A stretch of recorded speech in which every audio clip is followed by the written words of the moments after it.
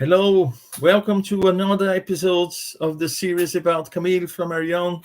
Today, for our episode number 4, we have our dear friend Roberto Watanabe from the Spiritist Federation of the State of São Paulo. It is a great pleasure to welcome here today, Roberto. Once again, we want to thank you in the name of the Peace Group as a guest invited by the group to take part in this series, and of course to bring all your experience, your knowledge to share with us regarding this book of Camille Flammarion that is part of our series. So, welcome, Roberto. Thank you, Munir. Glad to be here with you all again to this new series. Last year was about Gabriel Delan, and this year about Camille Flammarion. Thank you for the Yeah, opportunity. thank you. Yeah, it's always good to get all these different authors and people who gave a tremendous contribution to the Spiritist doctrine, who are sometimes not known by everyone. So we are offering this opportunity for people to get to know their work and, of course, read the books and so on. So I'll quickly introduce Roberto Watanabe. He's got a degree in philosophy from the University of São Paulo in Brazil, and also a master's degree in business administration, and also a bachelor degree in business administration. So he is the president of the Spiritist Federation of the State of São Paulo, director of continued education courses, director of the Spiritist philosophy course, writer at the SOA magazine from the Spiritist Federation of the State of São Paulo. Just to introduce him briefly, if I forgot anything, please feel free to add or correct me. No, that's okay. Okay, so Roberto, I won't take up much of your time, so let me bring to the studio your slides and I'll hand it over to you. It's all yours. I'll be on the backstage, so if you need me, just say, and I'll come back. Okay. So yes, so it's all yours. Thanks, Roberto. Thank you, Munir. So today we are going to study a new book from Camille Flammarion, which is God in Nature. It's a very large book, and so that we are going to present it in two parts. Today we are going to see parts 1 and 2, and next month you will see with another colleague part 3 to 5. Okay, so but today we will have an overall view of the book. So let's start by the introduction. In the introduction, Camille Flammarion gives us the intention of the book. So he says that the book is intended to represent the current state of our knowledge about nature and man. So we must have in mind that current state of the knowledge of the middle of the 19th century, right? Because that was about the time when the book was written. And so he says that it seems to us that only through the positive sciences should we pursue the search for truth. And he added that the man has by nature such an imperative need to establish himself in a conviction. Which conviction? The conviction as to the existence of a God. So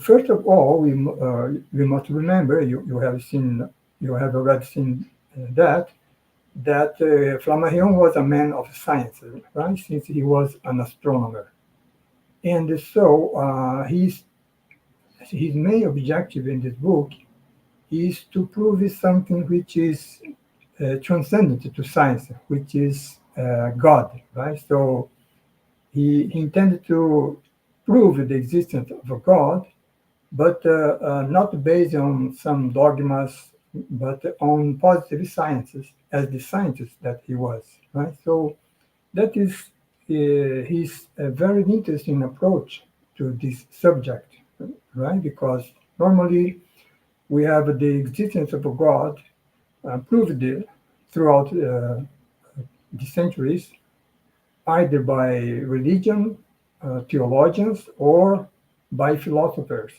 And in this case, Flammarion his intent is to prove it through positive science. So that is what makes very interesting this book. And he says that any attentive observer at his time, of course, middle of the 19th century, can, but I would say that even today, that it did not change that much, right? So an attentive observer can appreciate in the thinking world two diametrically opposed tendencies. On one hand, uh, he had the chemists declaring that God's presence is never manifested in their manipulations, in their chemical manipulations. And on the other hand, he had the theologians quoting and reciting dogmas, verses about the God. So something that would not, let's say, convince a rational mind, right? So the rational guys were denying God's existence. That's what he's saying, right? And by the other hand, the man of sciences. And by the other hand, the theologians were, let's say, proving God, but through dogmas, which was and uh, is still unacceptable, right? But to a rational mind. And so that's why he wants to prove the existence of a God through the positive sciences that he said. And then he said that faced with the panorama of a terrestrial life, we have sought God, no? And nature interpreted by science has demonstrated this in a particular way. So for him, um, science also proves the existence of a God. So in some way, even though the scientists of his time denied the existence of God, he's saying here that the science, because science studies nature, and it proves demonstrates the existence of God.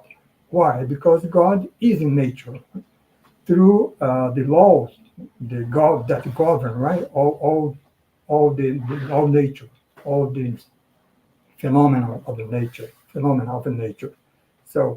Uh, so that God is in nature visible as the inner force of all things, the physical law, for example. And therefore, he says, it's impossible to prevent progress from leading us all to a higher faith. So, some point in time, even the scientists would accept, right, the existence of a God. So that's what he's saying here. And such faith would be none other than the scientific conviction of the existence of God, which was something that he already had at that time, right? So what he expected is that in the future, in some way, at some point in the future, all the scientist uh, body would accept, well, such idea. And then he presented us, and he tell us that he would follow a general argument to prove such existence of a God, and he would do that in 5 parts, which we are going to see the first and the second, right? So in the first, he said that he would try to establish that force is not an attribute of a matter, as was the belief in his time, right, in the scientist area. But on the contrary, force is sovereign. Right? Sovereign is the directing cause of matter, and not the other way around. So that's what he will try to prove here. And on the second part that we also will see today, He says that you will see that life is not an fortuitous property of the molecules of matter, right? That composed it, such a life, right? Such a living bodies, but a special force governing atoms according to the type of the species. So he's saying that, for example, the body of we as humans, the body of the animals, the body of the plants, for example, um, the compound of atoms or molecules that compose such bodies is governed by a special force. That's what he's saying here. So that matter by itself could not, let's say, produce even a simple plant, right? A small plant. And so that's what he's going to see, to tell us in the second part. Then on the third part, he said that we shall observe that there is something more in man than matter. So we have matter in ourselves, in our body. We have life going through our body, but we also have something more than that, right? So we have the personality of the soul, and such personality will assert its character and independence over the body itself, right? Because the soul governs, commanded the body. So that's what he's will show us in the third part. The fourth part, he said that he will show that there is a plan in nature, right? Everything that exists is not something that was came into existence by chance, right? But follow a plan, a general plan, and with a particular destination, a system of intelligent combination, he says, right? And then finally, all this is to get to the final part, right? The fifth and final part, which is to prove finally the existence of God. Actually, he is proving the existence of God in all this part, but let's say the fifth part is the conclusion.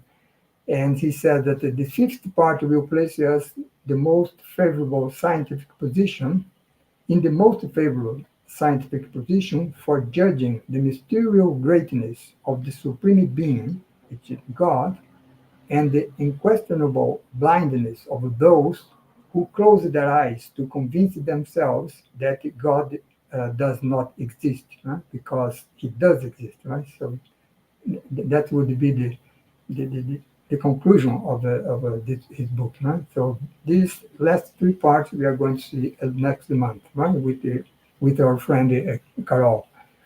And so let's start by the first part, where Flammarion study force and matter. And just generally, as he said, he, although in his time, scientists believed that force is an attribute of matter, he will prove it the other way around, right? So that's what he's going to do here.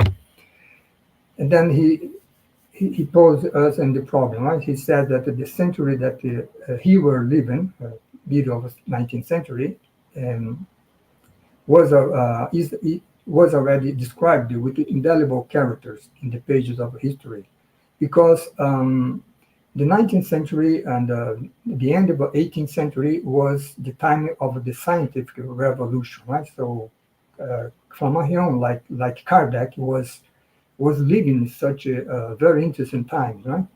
And so that's why he says in his book that there, in such century, where monks and oratories in the past, right, were concentrated in walled cloisters. One can now hear the noise of machinery, the creaking of gears, and the hiss of steam from combustible boilers. So the factories, right, were producing many things. That what could be seen in that time, middle of 19th century, instead of the cloister, right, or the churches and that we saw in until the Middle Age. You know? And he says that the elevation to God through the scientific study of nature keep us in a situation equidistant of the two extremes. The two extremes that we have already seen, right? On the one side, those who denied God, right? Uh, and on the other, those who allow themselves to define simplistically the supreme cause um, based on dogmas, right? So that's why he says that he was fighting against the two opposing powers: materialism from the scientists of his time, right, and religious illusion. He says illusion because it's a religion based on dogmas, right? That cannot be rationally accepted. And he says that we think that it is just as false and dangerous to believe in a child's God from religion of his time, and by the other hand, to deny such the first cause, which is God. Right? So he will, let's say, work in the middle of these two extremes, right? And based on on our rational thinking, based on science. So then he gives us a glance over the general process of the present day atheism of his time. So, which is the scientists of his time, right? The chemists, for example, that he mentioned, that he did not see any presence of a God in the chemical manipulation that they did, right? So he says that such atheists, they teach that matter governs the world and the chemical, physical, and mechanical forces are only qualities. So that was the belief in that time. And Flammarion tried to refute such a system, right? So, and then for that purpose, he said that it must be shown that matter is a slave. He says that symbolically, right? Is a slave rather than the owner of a force. So matter is not the owner of the force, but the other way around, right? Force is the owner of matter. And it says that the direction of the world does not belong to the blind molecules, which is matter, that constitutes such a world, but to the forces under whose action such molecules combine themselves, right? And through such forces, we behind such forces, we have the supreme laws, the physical laws. And he says that the general panorama of the universe will offer us a first demonstration of the sovereignty of the force and illusion of the materialists, which believe that matter is the sovereign factor. Right? And he said that from matter, actually, we start from matter, then we rise to the forces that direct such matter, and from such forces we get to the laws that govern them, right? And then from such laws we we we reach the mysterious author, right, which is God, of course. Right? And then in the first part of his book, he says that he will divide in two chapters, in two parts, right? Sky, and one he will talk about the sky, right? The heavenly sky, let's say, right? And then on the other side, he will talk about Earth, how the planet we live in. And the purpose, he says, is to establish it for astronomical laws, and then from end here, non-end, and then for terrestrial life, that matter has never ceased to be a servile slave, dominated by the energy or force that governs such matter. So that's what he's going to prove here. That applies not only to the nature in our Earth, but also in the whole universe. So that's what he mentioned by sky, right? It's when we look to the whole universe. And so he started by talking about the sky. And he said that the contemplation of a nature offers to the cultured people undeniable, ineffable, particular charms, because in the organization of beings, one discovers the incessant movement of atoms that compose them. So he started by looking at the nature in our planet, right, on Earth. And that's what he's, he's telling us here. The organization of beings in our planet. And he said, now, the greater our admiration for the unfolding of a planetary life on Earth, the more extensive and applicable it will become in relation to the worlds that shine above our heads. So that then we go to the sky, right? We look above and see all the stars, all the planets, right? Throughout the universe. He says, in the cenacle of silent nights. And these distant worlds, which are cradled, he says, in the same ether, which we Spirit says the universal fluid, which is such ether, they also are equally seats of activity and life, right? So, and we observe that the supreme universal laws direct not only our tiny planet, right, but also all these the worlds spread throughout the universe. So that's what he's saying here. And in the face, he says, of these indescribable movements that transport through the deserts of the infinite, this infinity of suns, because the infinity of stars, they are moving around through the universe with their planets around them. So each star with the planets are circulating around them, and all of them going through this movement by a force, right? So that's what he's going to tell us here, right? So he said that in the face of the submission of the celestial bodies to rules that mechanics and analytical formulas can trace in advance, who will dare to deny that the force governs, right? Sovereign directs matter. And so that's what he's asking here, right? Who will pretend to subordinate the force to the blindness of matter, right? So it's the other way around, right? There is a force, which is, in the case of the celestial bodies, in the case of our planet, we know today, after Newton, Isaac Newton, that is the law of gravity, right? Which make all these bodies circulated in according to such a law. So the force moved the matter, right? Which is these such celestial bodies. And then he comes to our Earth, right? And he says that the force, such force, identically governs the atomic motions and the immense orbits of the sidereal spheres. So the same force that moves the orbits of such sidereal bodies throughout the universe is a force which governs the atomic motions in the small bodies that we see in our Earth, right? Although the law are a little bit different, he will explain here, right? So it changes its object, he says, the force, right?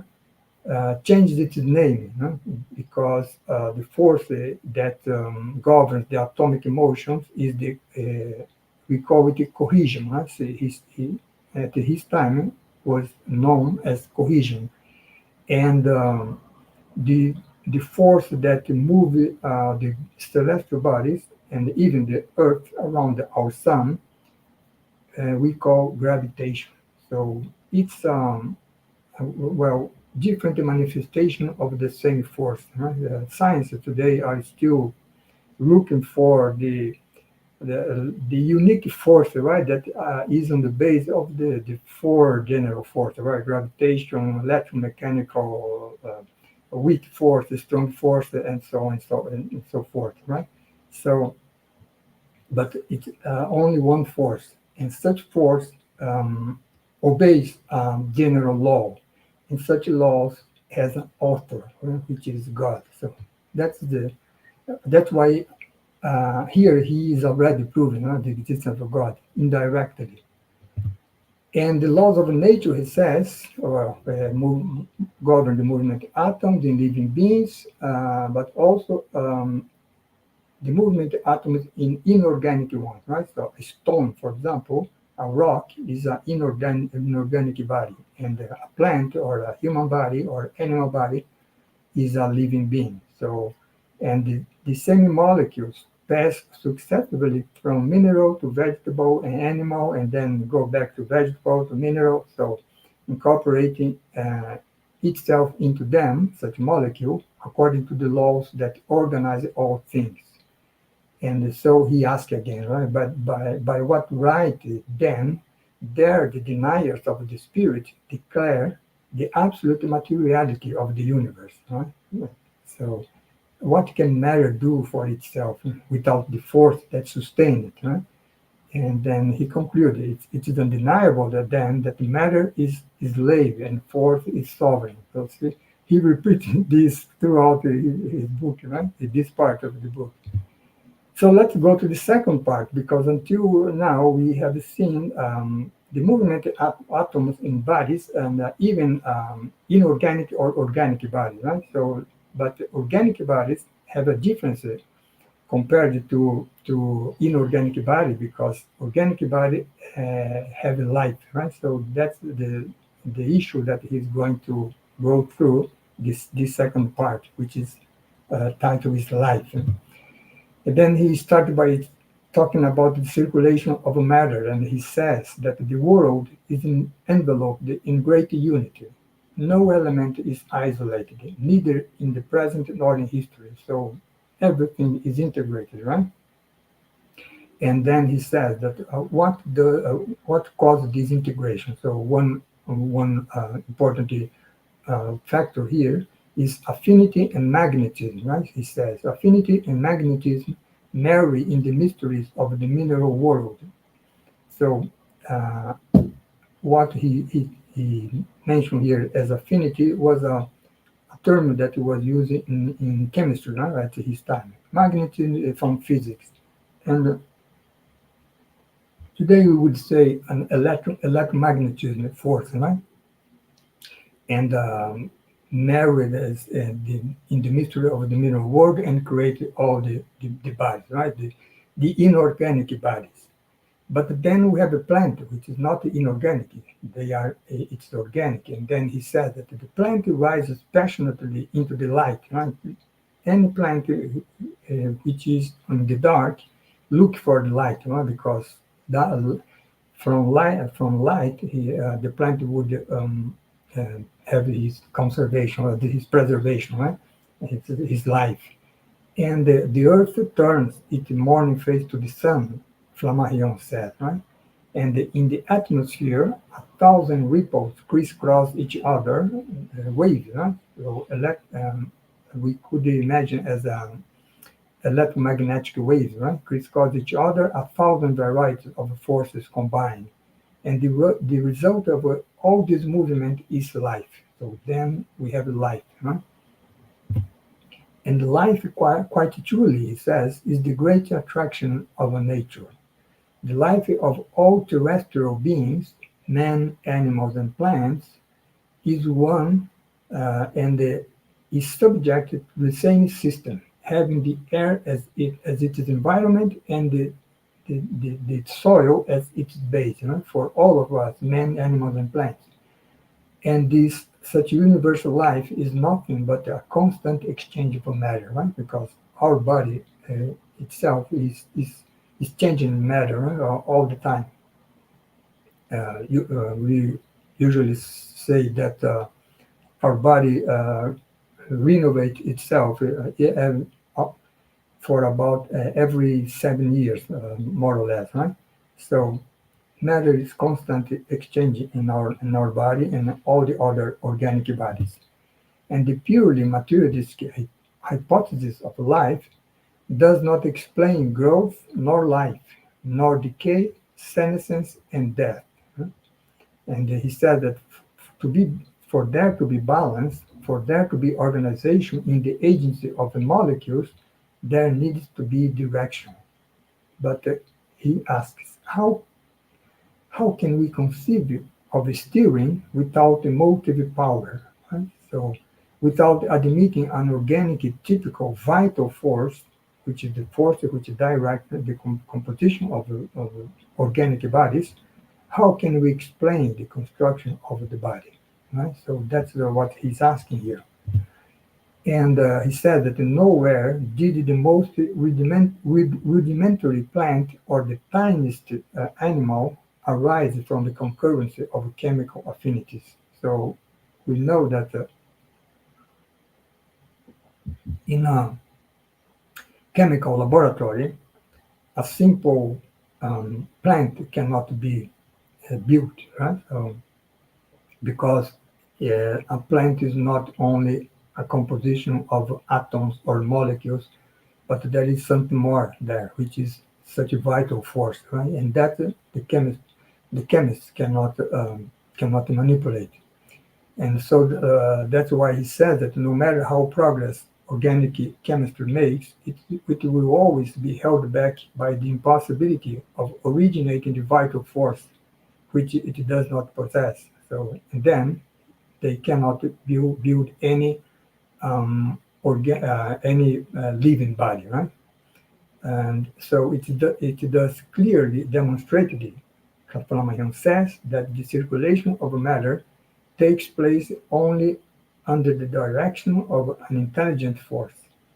And then he says, we have reached the crucial point, and it's now a question of examining the origin of life on Earth. So we know already that there is an intelligent force or a vital force that organize the living bodies. But well, and then life, right? But what is the origin of life on Earth? So that's what his question here, right? So asking here. And then he said that we find in the ancient deposits of the Earth crust the trace of a progression in the organization of living forms. In the past, and millions of years ago, we have very living bodies, but very,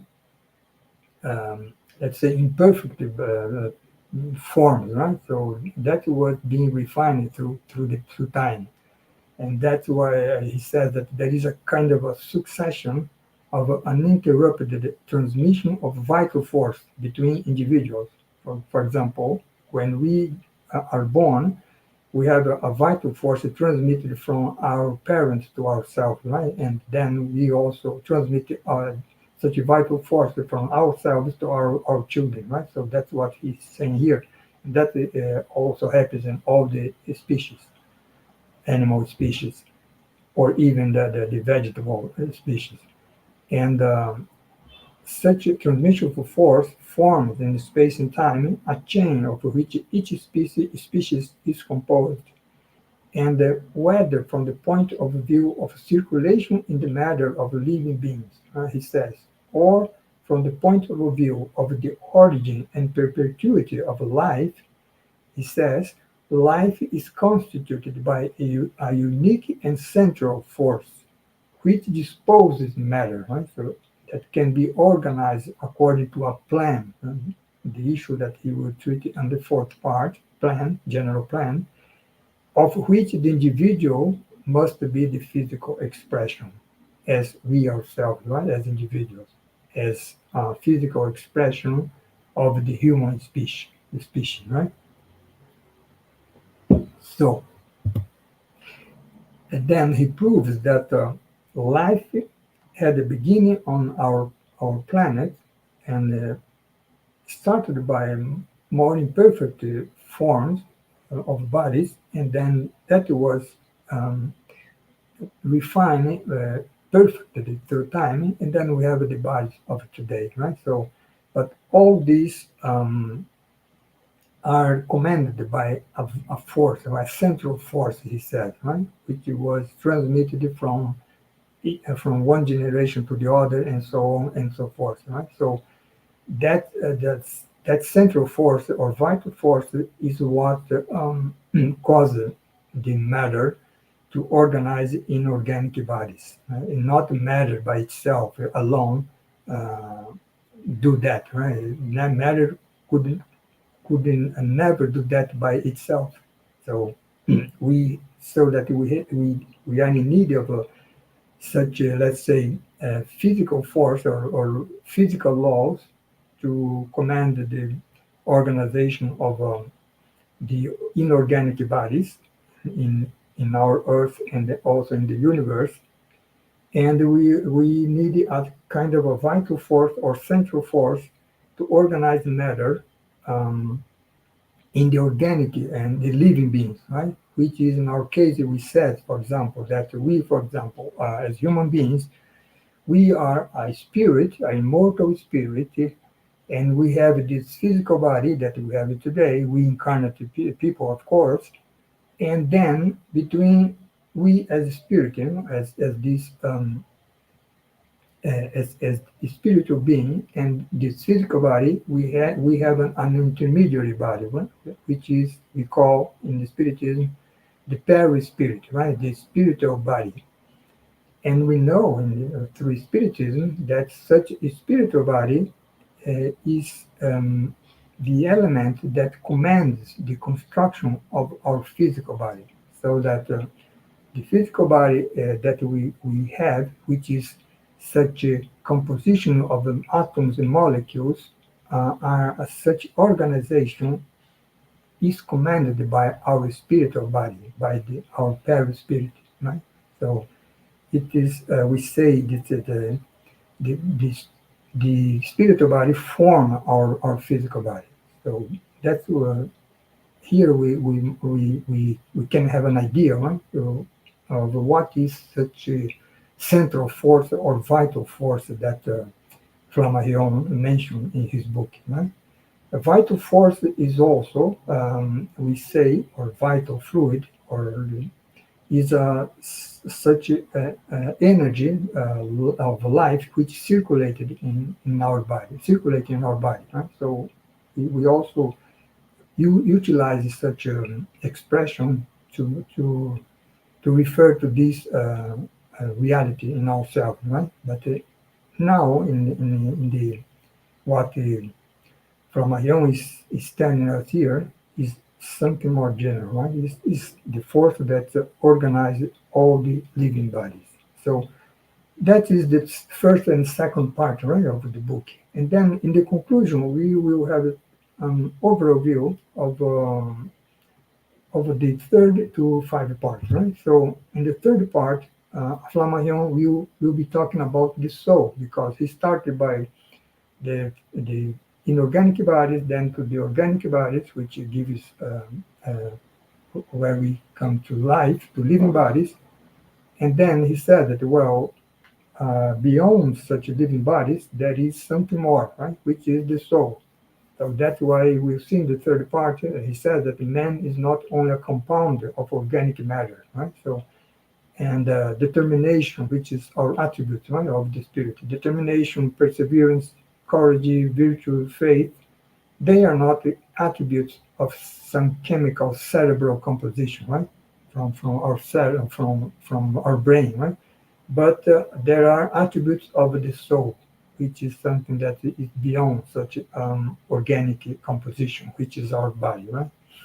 And on the fourth part, he will talk about the destiny of beings and things. So he will explain that there is a law of progress in the organized beings, from plants to man, and such law attests to the divine intelligence and evidences the constant presence of God in nature, right?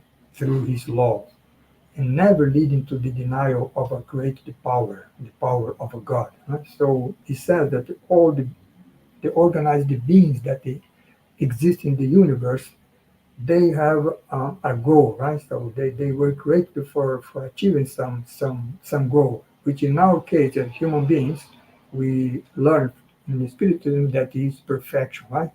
Spiritism says that we were all as spirits created this simple and ignorant, and our goal is to reach perfection, and we do that by reincarnating many times, right? And um, developing our skills and let's say growing in wisdom and love, and then we reach perfection. So that is a general plan, and that is the same for the whole universe, right?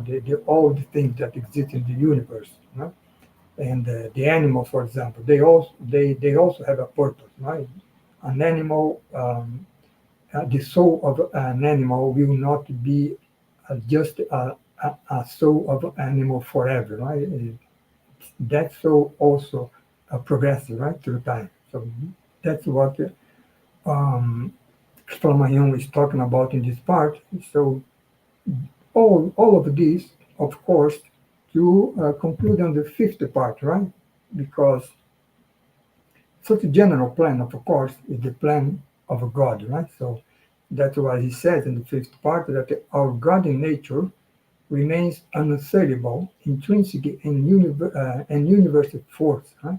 So governing every atom, forming organism and world, uh, God is that uncreated light shining in the invisible world and to which its souls are direct, because we all, as human beings, uh, reaching perfection at the end of the day is reaching God, right? So we as soul, we are directed in the direction, directed to God. We were created by God in the beginning, and we in the end, when we reach perfection, we will reach God. So that is the general plan, and that is where He's what God in His infinite mercy and goodness created all this universe, right? With a purpose, with a divine purpose. So that's what we are going to see in this book, right? And important to hear and to also to remind is that Camille Flammarion, as a man of science, as an astronomer, he will do that, which is prove the existence of God by demonstrating that the God is God's presence in nature, in the whole nature, and through the positive sciences, right? Not by some dogmas or dogmas that say, well, you must believe in that, right? But by rational explanation. And, so that we could be convinced rationally of the existence of a God, right? So that's what he tries to do in his book here, and I believe he, he, he was successful in such a goal and such purpose. So that's what I would like to present today. And then in the next month, we will see the 3 to 5 part with our friend Carol Correa. Okay? So thank you all for being with me today. Thank you, Roberto, for your brilliant presentation. And I hope those who are watching us, or those who will come to watch this video in the future, that they convince themselves how beautiful this book is. And Yeah. especially written by scientists, God in nature by a scientist.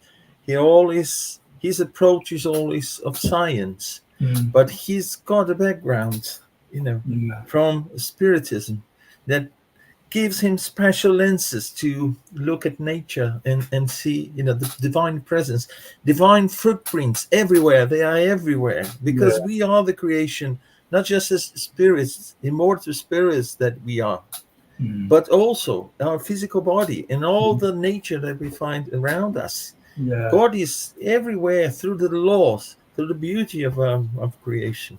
Yeah. Yeah. Sure. And once, and this book, if I'm not mistaken, it was written in 1866. Yeah. Yeah. So it means over 150 years ago. Yeah.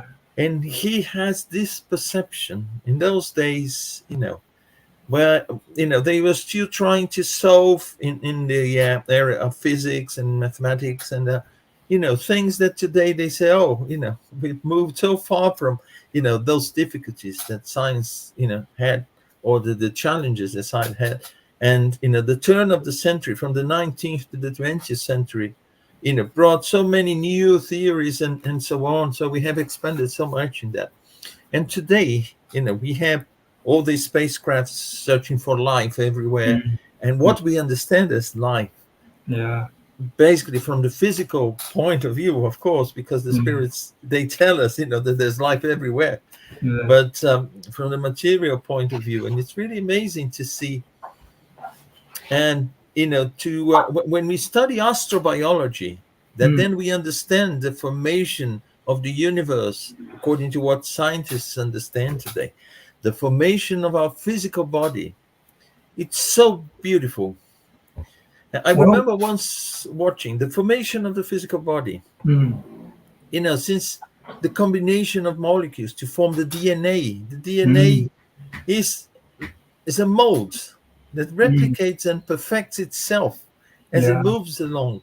And Yeah. we can clearly see that there is something guiding that. Yeah. It is Yeah. a process of evolution, as you mentioned.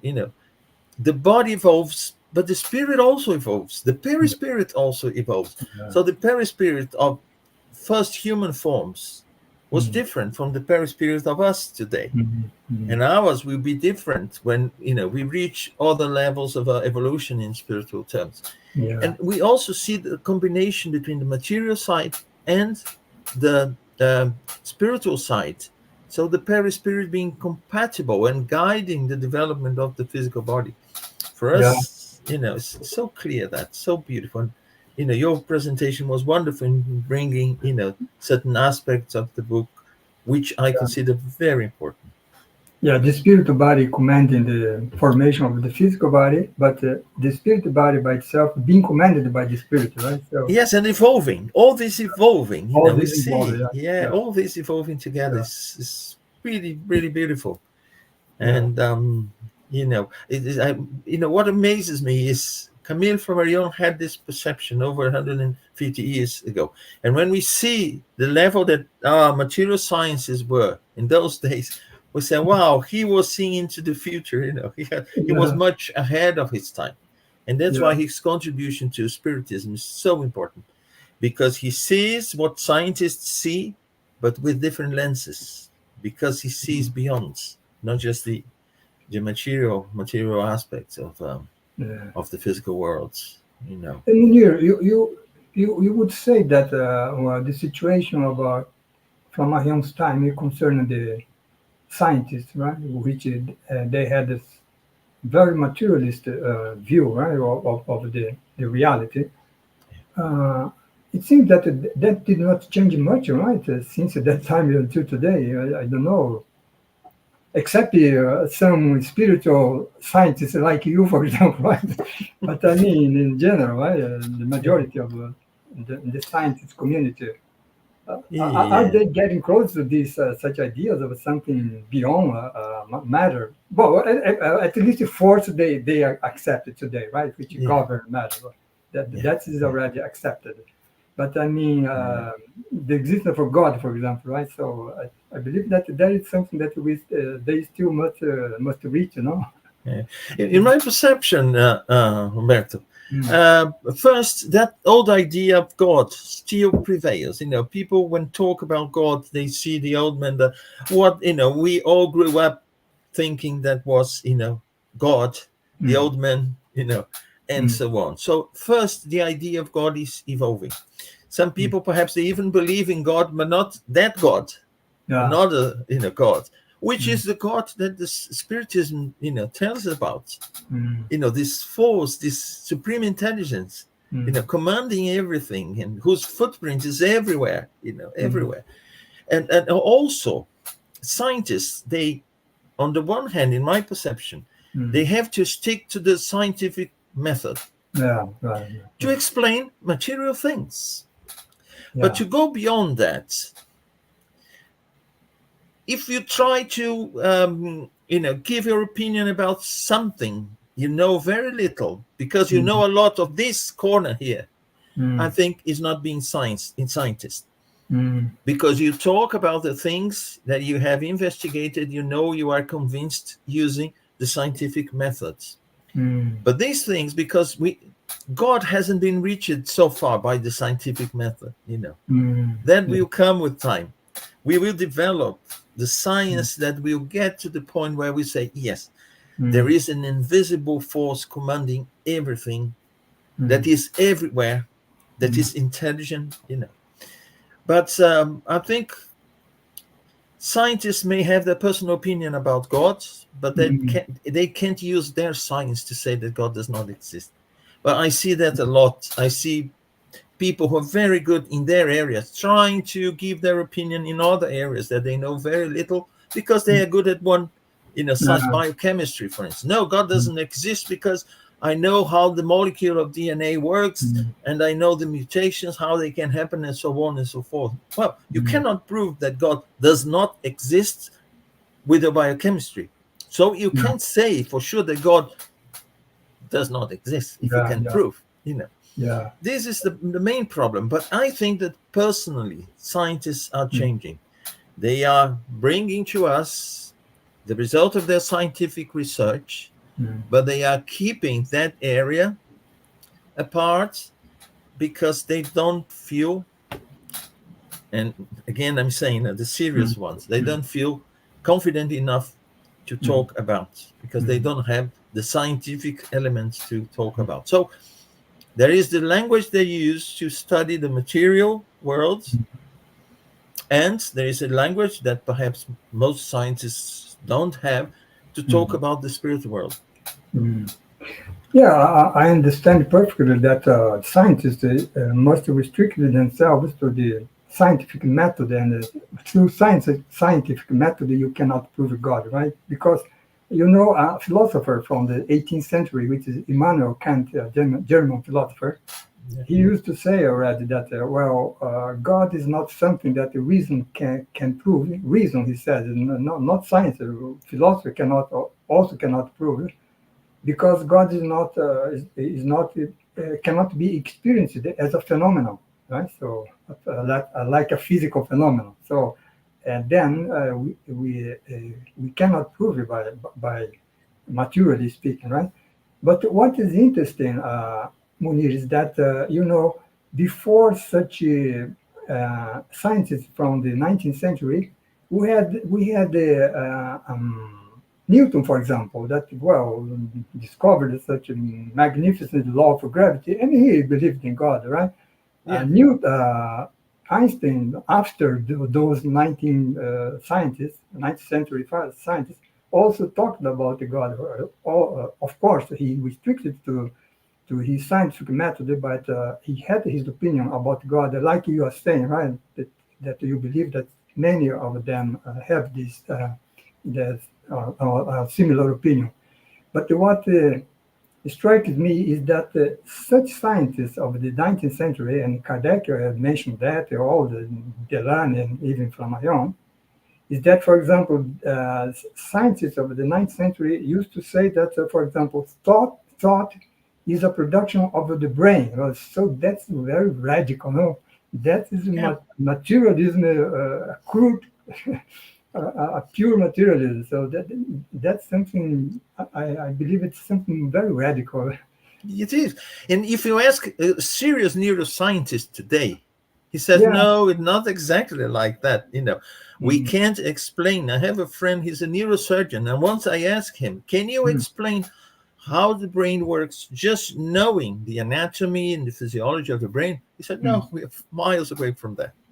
So Uh, I can't, as a neuroscientist, say for sure God doesn't exist, the spirit doesn't exist. mm, So prove me with your mm, science, your knowledge, prove me mm, that they don't exist. mm, You see, this is the problem. I think mm, most scientists in the 19th century, they're trying to break free from the explanation of the church. Everything, oh, God, God, and God, pure mm, and simple. No, that's it. No, it's God, and you can't find an explanation for that. mm. So they started to find explanation for material phenomena. Yeah. Then they said, well, so I don't believe in God because it's not your God who's doing this Mm, directly. mm, Not the way you say, I mm, can't I can't explain that now. mm, So the church is wrong, that God is wrong, and that was the only God they knew. But mm, today we have a perception of God. We've evolved a lot. We have a perception of God that is different. At least for us to be humble enough to say, what I'm studying is on a material level. I can't explain everything in this universe just by the knowledge that I have about physics or about chemistry or about neuroanatomy or whatever, I think is too much of a pretension to, to be able to explain everything because I'm good at something, you know. Yeah. So, and today science is very sort of a vertical, means you specialize in something, Ah, yeah. and that's something you go deep in that, but Mm. you don't see the rest. Mm. So for you to have an opinion about every other aspect, something different. Mm. Before, because science wasn't that developed, it was, I would say, easier for those who were good scientists to know Mm. about physics, chemistry, biology, medicine, sometimes even administration, business Mm. administration, Mm. because they had less to learn, and what they knew was to a certain extent sufficient to explain what they could see and perceive. Yeah. But they couldn't imagine that in the 20th century we would have atomic physics at the level that we have today, Yeah. particle physics, and even astrobiology and so on. So that brings us a new reality. And then Mm. we see that what we know that seemed to be a lot is in fact not a lot. Yeah. A good example, at the end of 19th century, scientists with Newton, with the thermodynamics, with Mm. Maxwell and the electromagnetism, Mm. they thought they knew everything that existed. Mm. They had explanation for everything, all the laws that were necessary, the Mm. equations to solve the problems. They had just two tiny problems, Mm. and they said, well, it's just a question, a matter of time to Mm. solve them. And Mm. that's it. We know everything that we should know about physics. And that was at the end of the 19th The century. the And we paradigm see, change. we know what happened. Yeah. Yeah. Trying to solve these two problems, which were, about the photoelectric Mm. effect, Mm. and the fact that you have sometimes the emission of light in certain wavelengths, and Mm. in other situations you have it, the whole spectrum, light spectrum being Mm. emitted. So they said, oh, it's just a question of adjusting here and there, and we'll be Mm. able to explain these two phenomena very easily. So Mm. with that came a new world in Yeah. science, A the change of a science of the paradigm. 20th century. So Yeah. that's why we are not exposed to everything that we need to explain. We Mm. think we are. So Yeah. reality is expanding. Now we have this information about the depth of the universe. How are we going to explain these things? Things that scientists 100 years ago they couldn't even dream of. Mm. Yeah. So You that's know. why our perception changes. And Yeah. yeah. Following our conversation, I'm reminding here of the alliance of science and religion that Kardec mentioned in the first chapter of Gospel according to Spiritism. So let's preserve our hope that such alliance between science and religion hope happens soon, right? Yes, it will. People will understand, things in a different way. They will. This is the major, problem, because Mm. sometimes, we think we have answers to all questions, but then we are actually faced by a problem, and we Mm. try to use our answers to solve them. We see that they are they disappear just like a Yeah, drop of water in the ocean. yeah, So we see that no, my answer was not a real answer for the problem, because yeah, I didn't understand the problem itself. So you know and but this book is very inspiring, I would say, and thank you so much for your presentation. no, I thank Very, you. very enlightening. I just want to say hello to the friends who are here with us watching. Gigi, Saul Waters, our dear friend Saul, Elsa Hossi, always with us. Yeah, She is actually the mind that yeah, conceived these programs about Gabriel Delan, about first Leon Leon Denis, Denis, and then Camille Flammarion, and Gabriel Delan Denis. last year, Yeah, and this year yeah, Camille Flammarion. Our dear friend Luciana da Conti, Mike. So hello from us here. I'll just make some announcements before we go. So as Roberto mentioned, next month on the 5th of May 7 p.m. British Summer Time. We will have with us our dear friend Carolina Correa from the United States. She'll be talking about God in Nature, parts 3 to 5. So I'll invite you all to be here with us to learn about the second part of the book according to our division here, because the book is not divided like that. It has all 5 parts, but because there was a lot of interesting information, we decided to divide into 2 different talks. One that we had the pleasure of having Roberto with us to present parts 1 and 2, and now 3, 4, and 5 by our dear friend Carolina Correa. We also have the Spiritist Center for Peace offers a online study of the book Heaven and Hell by Allan Kardec, and also the Gospel according to Spiritism. So every Wednesday, 12 noon, London time, you can join us. You have here the code for Zoom and also the passcode. So everyone, most welcome to join us. And also to join us on Saturdays, we have at 10:30 UK time. Guilherme Dias, Charles Kemp, and myself, we coordinate a study of the Medium's book, and it's a very interesting study. So everyone is also welcome to join us. And finally, we want to thank Kardec Radio, invite you all to visit the site of Kardec Radio, the interesting work that they do. And I want just to send them our gratitude for allowing us to use the studio so we could bring all these beautiful books through talks to all of you. So thank you very much indeed. And that's what we had for today. So, Roberto, if you want to say a few final words. Yeah, I would like to thank you for the opportunity to be here with you, and was a great opportunity for me to read this book again. It's a very huge book, and it was a wonderful opportunity to revise all the issues. Yeah, Thank you. wonderful. Thank you so much. Thanks for sharing with us, making this effort of reading again the book and bringing it to us in such a nice way. So I thank you, Roberto, and thank you all for being here with us. Thank you So so hope much. to see you all next month, the 5th of May, for the second part of God in Nature. For now, bye-bye. Bye bye.